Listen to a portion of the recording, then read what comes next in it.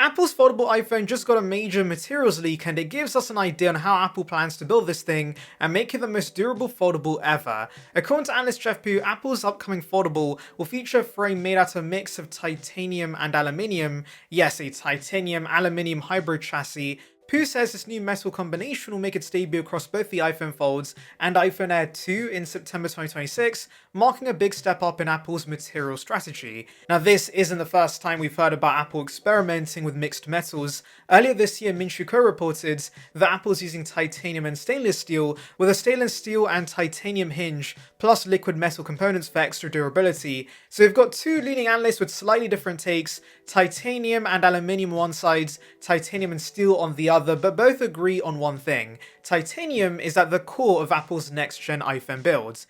And it makes perfect sense. The foldable iPhone is rumored to be just 4.5mm thin when opened up, even thinner than the iPhone Air, so it's going to need a frame that's strong enough not to bend under pressure.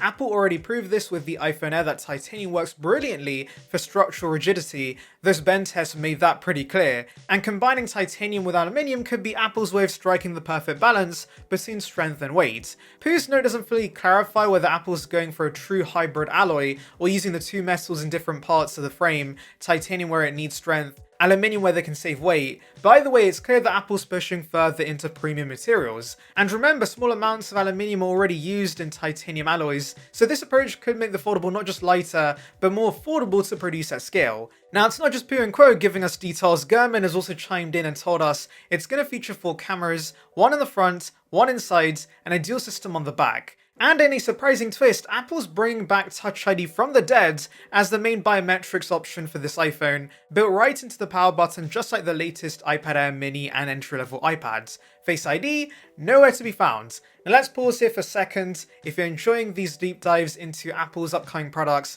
make sure you hit that subscribe button and tap the new hype button. It really helps a small channel like mine reach more Apple fans, and you'll never miss my latest Apple breakdowns, leaks, and launch analysis. Alright, back to the iPhone.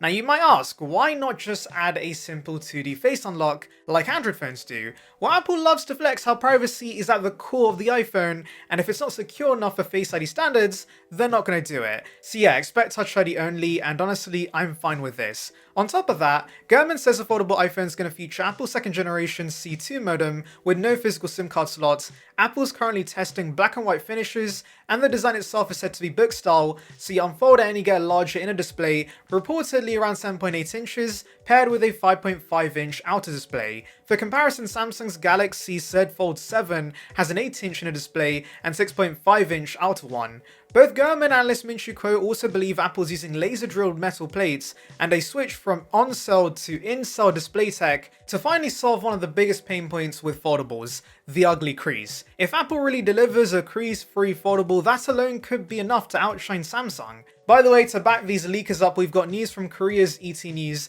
that production of foldable OLED panels for Apple's first foldable iPhone has already begun. That's right, this isn't just some secret prototype locked away in Cupertino. Actual components are rolling off production lines right now as we speak. The supplier? None other than Samsung Display. Yes, the same Samsung that's been making foldables for years. They're building a dedicated production line at the A3 factory in Asan, South Korea, just for Apple's foldable iPhone panels. The production line is apparently in its final stage and will have the capacity to bump out 15 million 7-inch foldable OLED panels per year. That's a massive commitment, and while Apple reportedly plans to build only 6 to 8 million units in 2026, Samsung's gearing up for more in future years.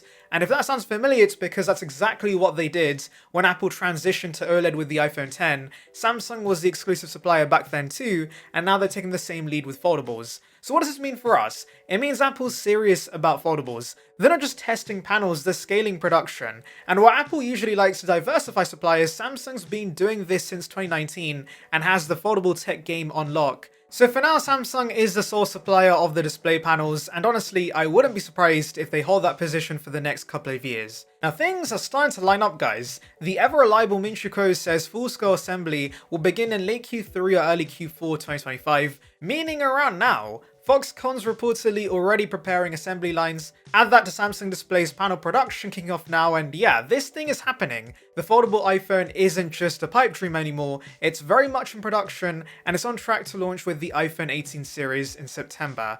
Now, are these timelines realistic? In my opinion, yes. Kuo's track record is pretty solid, and the fact that display production is already in motion adds even more credibility. That said, he did hedge slightly, calling everything subject to change. Classic Kuo move. But between Samsung's involvement, Foxconn ramping up, and supply chain whispers getting louder, all signs point towards a full 2026 launch alongside the iPhone 18 series. Now let's talk about the specs. Both displays are going to use LTPO panels with ProMotion, so buttery smooth 120Hz refresh rates and power efficiency baked in. The end display's resolution is expected to be 2713 by 1920, while the cover screen comes in at 2088 by 1422. Both are a 4:3 aspect ratio, which is perfect for productivity, reading, and even watching content in tablet modes. Software is going to be key. Don't expect iOS stretched across a larger display. Apple's likely going to bring over iPadOS instead.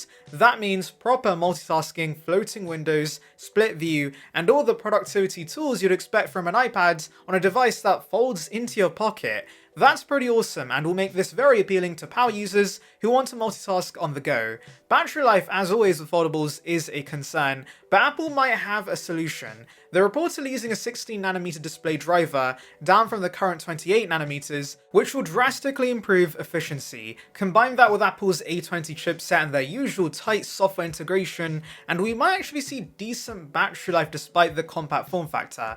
Also in the mix, a dual cell battery setup similar to what Samsung does. This helps balance power delivery across the two halves of the device and improves heat dissipation. Apple's all about efficiency, so this approach makes sense. No exact million-pound numbers just yet, but don't count them out, we could be surprised. Now let's address the elephant in the room: price. Rumors suggest this thing will cost at least $2,000, maybe as high as $2,500. That's double a Pro Max. So who's this for?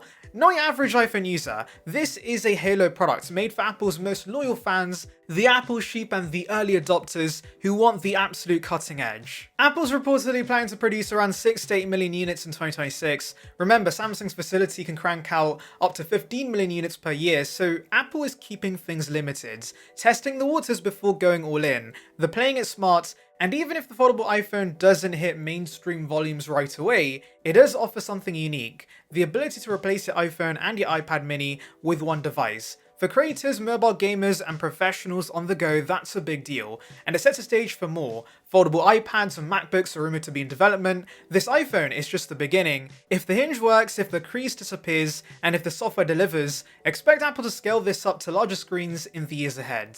So the big question is, would you buy one? Would you drop $2,500 for Apple's first foldable? Let me know in the comments. For me, if Apple nails this, this could be the first foldable that could go mainstream, and as someone who's been fascinated by the form factor since the original Galaxy Folds, I'm very much looking forward to foldables becoming more popular, because that will accelerate innovation and maturity for the product line, and should also drive down the price of these, because I'm not paying $2,500, but ideally in a few years, maybe the foldable could be $1,000, that would be great. By the way, let's face it, Apple was not the first smartphones or tablets or smartwatches, but they perfected those categories, and if Apple pulls off here again, the foldable iPhone could absolutely dominate the space by 2027.